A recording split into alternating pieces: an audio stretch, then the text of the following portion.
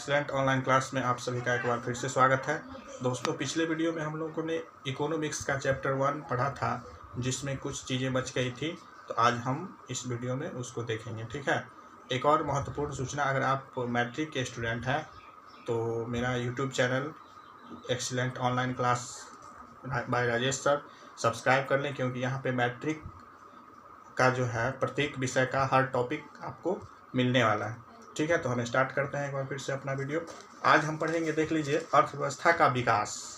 ठीक है, तो अर्थव्यवस्था की स्थिति को समझने के लिए हम दो स्थितियों का अध्ययन करेंगे, तभी हमें अर्थव्यवस्था क्या है, अर्थव्यवस्था के विकास के बारे में जानकारी मिलेगी। तो इसमें दो स्थिति क्या है, आर्थिक विकास और मौद्रिक विकास। ठीक है, आर्थिक विकास देखते हैं तो इसमें अलग अलग अर्थशास्त्रियों ने अपने अपने ढंग से इसे परिभाषित किया। प्रोफेसर रोस्टोव के अनुसार आर्थिक विकास एक ओर श्रम शक्ति के वृद्धि की दर को बढ़ाती है, तो दूसरी ओर जनसंख्या में भी वृद्धि करती है। और प्रोफेसर मेयर एंड बॉल्डविन के अनुसार हम देखेंगे, आर्थिक विकास वह प्रक्रिया है जिसके द्वारा एक लंबी अवधि में किसी देश की अर्थव्यवस्था राष्ट्रीय आय में परिवर्तित होती है। ठीक है, आपको अब जो है आगे एक महत्वपूर्ण क्वेश्चन आंसर में भी है, सतत विकास क्या है। ठीक है, तो जानते हैं सतत विकास क्या होता है। सतत मतलब लगातार चलने वाला विकास, ऐसा विकास जो जारी रह सके, अर्थात टिकाऊ बना रहे। इसमें न केवल भावी पीढ़ी, वर्तमान पीढ़ी, बल्कि भावी पीढ़ी के विकास को भी ध्यान में रखा जाता है। और एक आप वहाँ पे ब्रंटलैंड आयोग ने सतत विकास के बारे में बताया था कि विकास की वह प्रक्रिया जो वर्तमान की आवश्यकताएं बिना भावी पीढ़ी की क्षमता या योग्यता से समझौता किए पूरी की जाती है। बस ये लिख दीजिएगा, यही है सतत विकास का परिभाषा। आर्थिक नियोजन। ठीक है, तो एक समयबद्ध कार्यक्रम के अंतर्गत पूर्व निर्धारित सामाजिक एवं आर्थिक उद्देश्यों की पूर्ति के लिए अर्थव्यवस्था में उपलब्ध संसाधनों का नियोजित उपयोग करना क्या कहलाता है, आर्थिक नियोजन कहलाता है। ठीक है, एक और चीज़ हम जानते हैं, भारत में योजना आयोग का गठन 15 मार्च 1950 ईस्वी को हुआ था, और इसके पदेन अध्यक्ष जो होते हैं वो देश के प्रधानमंत्री होते हैं। वर्तमान में जो प्रधानमंत्री हैं वही योजना आयोग के अध्यक्ष होंगे। ठीक है, और भारत में राष्ट्रीय आय परिषद का गठन 6 अगस्त 1952 ईस्वी को हुआ। अब हम लोग देखेंगे मौद्रिक विकास की कहानी। ठीक है, मौद्रिक विकास क्या है इसके बारे में जानते हैं। इसमें पहले पढ़ना है हम लोग को वस्तु विनिमय प्रणाली। तो वस्तु विनिमय प्रणाली क्या होता है, इसमें वस्तुओं के बदले वस्तुओं का लेन देन किया जाता है। ठीक है, मान लीजिए किसी दुकानदार को हम ले जाके चावल दिए और वहाँ से हम कुछ दुकान से सामान खरीद के लाए, वस्तु के बदले किसी वस्तु का आदान प्रदान जो होता है वही वस्तु विनिमय प्रणाली कहलाता है। ठीक है, उसके बाद देख लीजिए आप, मौद्रिक प्रणाली क्या है, तो मुद्रा से वस्तुओं एवं सेवाओं का विनिमय मौद्रिक प्रणाली कहलाता है।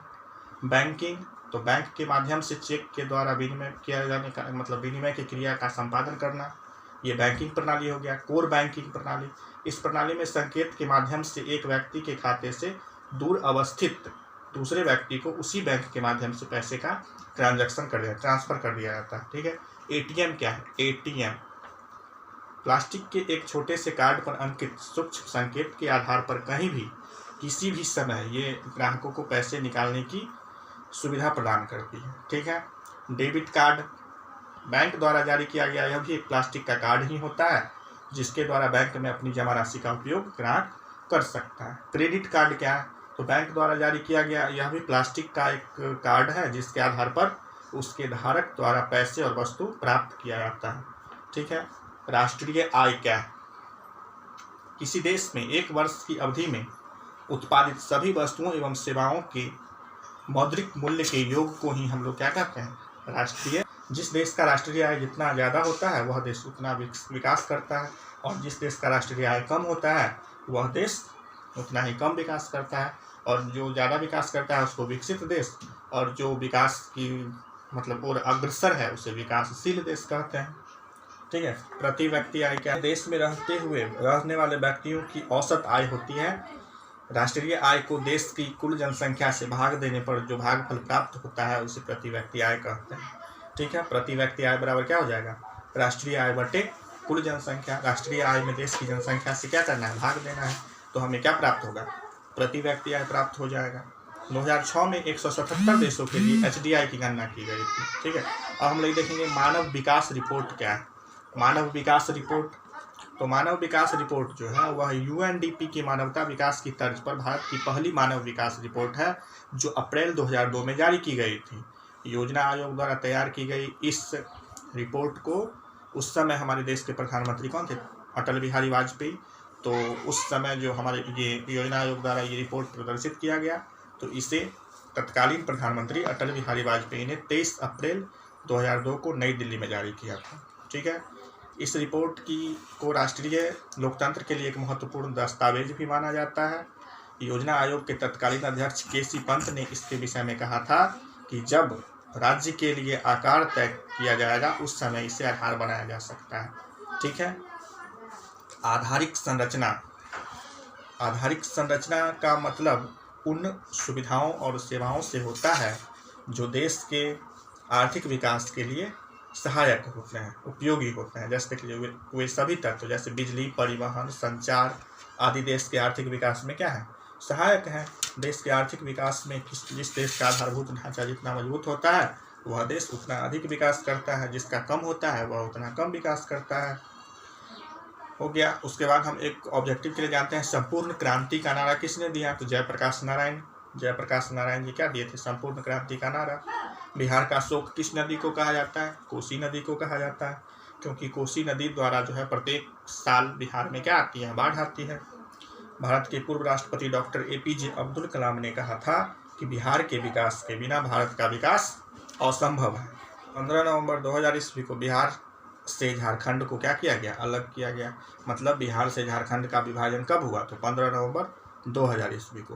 प्रसिद्ध अर्थशास्त्री कुजनैट ने कहा था गरीबी कैंसर रोग की तरह। गरीबी कैंसर रोग की तरह है, यह कथन किसका है? क्वेश्चन इस टाइप से पूछा जाएगा तो आप कीजिएगा कुजनैट अर्थशास्त्री थे। अब हम देखेंगे कृषि जनित उद्योग क्या है। तो कृषि जनित उद्योग ऐसा उद्योग जो कृषि उत्पादन पर आश्रित हो, जिसके लिए कच्चा माल कृषि से प्राप्त होता है, उसे कृषि आधारित उद्योग कहते हैं।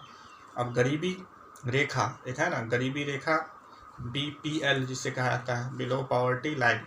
तो गरीबी रेखा को निर्धारित करने के लिए योजना आयोग के द्वारा सीमांकन किया गया है। गरीबी रेखा कैलोरी मापदंड पर आधारित है हमारे यहाँ। ग्रामीण क्षेत्रों में 2400 कैलोरी और शहरी क्षेत्रों में 2100 कैलोरी प्रति व्यक्ति प्रतिदिन निर्धारित किया गया। इससे कम अगर कैलोरी मिलता है तो उसे गरीबी रेखा के नीचे माना जाता है।